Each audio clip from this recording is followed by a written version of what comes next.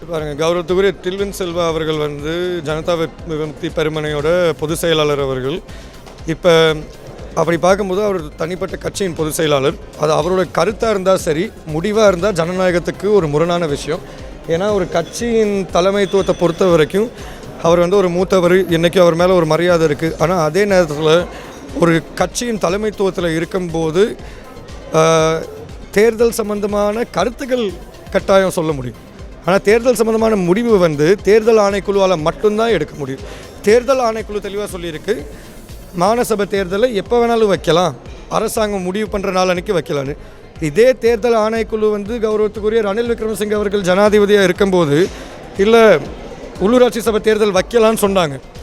அன்னைக்கு வந்து பொதுமக்கள் வந்து புரட்சிகரமாக உள்ளூராட்சி சபை தேர்தல் வச்சே ஆகணும், எங்கள் ஜனநாயகம் என்ன ஆகுறது அப்படின்னு கேள்வி கேட்டவங்க ஏன் இன்றைக்கி இந்த அரசாங்கத்தை கேள்வி கேட்க மாட்டேங்கிறாங்க?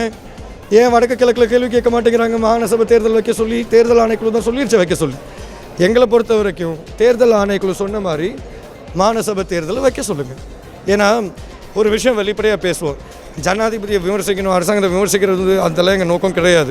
ஆனால் இன்றைக்கி வெளிப்படையாகவே நிறைய பேருக்கு தெரிஞ்சிருக்க ஒரு விஷயம், ஜனாதிபதி அவர்களை பொறுத்த வரைக்கும் இன்றைக்கி அவருக்கே அவர் அரசாங்கம் மேலே நம்பிக்கை இருக்கான்னு சொல்கிறதுக்கு ஒரு கேள்விக்குறியாக தான் இருக்குது. அப்படி இருக்கும்போது ஒரு மாநசபை தேர்தல் வச்சா மக்களோட அபிப்பிராயம் என்னன்னு கேட்கலாம். மக்களோட அபிப்பிராயம் என்ன, அதே மாதிரி ஜனாதிபதி அவர்களாக இருக்கட்டும், எல்லாத்தையும் கௌரவத்துக்குரிய பிமல் ரத்நாயக் அவர்களாக இருக்கட்டும், பல்வேறு அமைச்சர்களாக இருக்கட்டும், அவங்க எல்லாருமே சொல்கிறாங்க தானே, மக்களோட ஆதரவு எங்ககிட்ட தான் இருக்குது, 76 வருஷம் சாபம். அப்படி இருக்கும்போது ஒரு தடவை நிரூபித்து காமிச்சிருங்களேன், ஜனநாயகத்துக்கு நல்லது தானே. என்னை பொறுத்த வரைக்கும் நான் வந்து கௌரவத்துக்குரிய அனுரகுமார திசாநாயக் அவர்கள் வந்து பாராளுமன்ற உறுப்பினராக இருக்கும்போது பெரிய மரியாதையோடு தான் அவர் பார்ப்பேன். ஏன்னா என்றைக்குமே அவர் நியாயத்தை பேசியிருக்கார். இன்றைக்கி கௌரவத்துக்குரிய ஜனாதிபதி அவர்கள் பாராளுமன்ற உறுப்பினராக இருந்திருந்தால் மாநசபை தேர்தல் வைக்கணும்னு கருப்பு கொடி பிடிச்சிட்டு பாராளுமன்றத்துக்கு வெளியே நின்றுப்பார். இதுதான் யதார்த்தம். எனக்கு வந்து இந்த பொருளாதார சம்மந்தமாக நான் வந்து ஜனாதிபதி அவர்களையோ அரசாங்கத்தையோ விமர்சிக்கிறதுக்கு எனக்கு நோக்கம் கிடையாது. காரணம் என்னன்னா, இன்றைக்கி பொருளாதாரத்தை பொறுத்த வரைக்கும் வெளிநாட்டில் இருக்க ஈரானுக்கும் அமெரிக்காவுக்கும் இருக்க பிரச்சனைனால, அந்த ஸ்ட்ரெய்ட் ஆஃப் ஹார்முஸ் மூடி இருக்கனால பல்வேறு நாடுகள் இந்த பொருளாதார சிக்கலில் மாட்டக்கூடிய சூழ்நிலையாக இருக்குது. அப்படி இருக்கும்போது ஜனாதிபதி அவர்களையும் அரசாங்கத்தையும் எந்தெந்த இடத்துல விமர்சிக்கணுமோ விமர்சிக்கலாம். இந்த விஷயத்தில் உங்களுக்கு ஒரு துணையாக தான் நிற்கிறோம். அதனால் அது சம்மந்தமாக நான் கருத்து தெரிவிக்க விரும்புகிறேன்.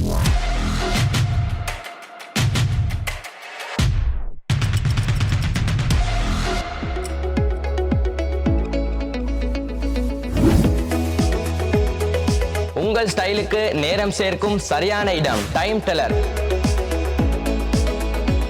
நீங்க வாட்ச் பிசினஸ் செய்யறவங்களா இல்லாட்டி செய்ய பாக்குறவங்களா, உங்களுக்கு நாங்க பெஸ்ட் விலையில பெஸ்ட் வாரண்டியோட பெஸ்ட் ஐட்டங்கள்ல நிறைய மோர் தென் வெரைட்டிஸோட தரத்துக்கு நாங்க ரெடி ஆகிறோம். எங்கள்கிட்ட எல்லா ஐட்டமும் வாரண்டியோடையும் வரும், நல்ல ஐட்டமும் மீக்குது, அதே மாதிரி லோ பிரைஸ்லேயும் மீக்குது. ரிட்டைல் எடுக்கணுமெண்டா ஒர்க்கிங் கஸ்டமரா இருந்தீங்கடா வந்து நீங்க வாங்க, நாங்க ஹோல்சேல் விலைக்கு உங்களுக்கு ரிட்டைல் தருவோம். எங்களோட கடை இருக்குது பெட்டால 2nd கோ ஸ்ட்ரீட் நம்பர் 54 மார்க்கெட்ல, சரியா கந்தரோட்டைக்கு சரியா ஆப்போசிட்ல இருக்குது. கடைக்கு நீங்க சாமான் எடுக்கானி பரவாயில்ல, சும்மா விசிட் பண்ணி பாருங்க. என்னோட கான்டாக்ட் நம்பர் 07687824824.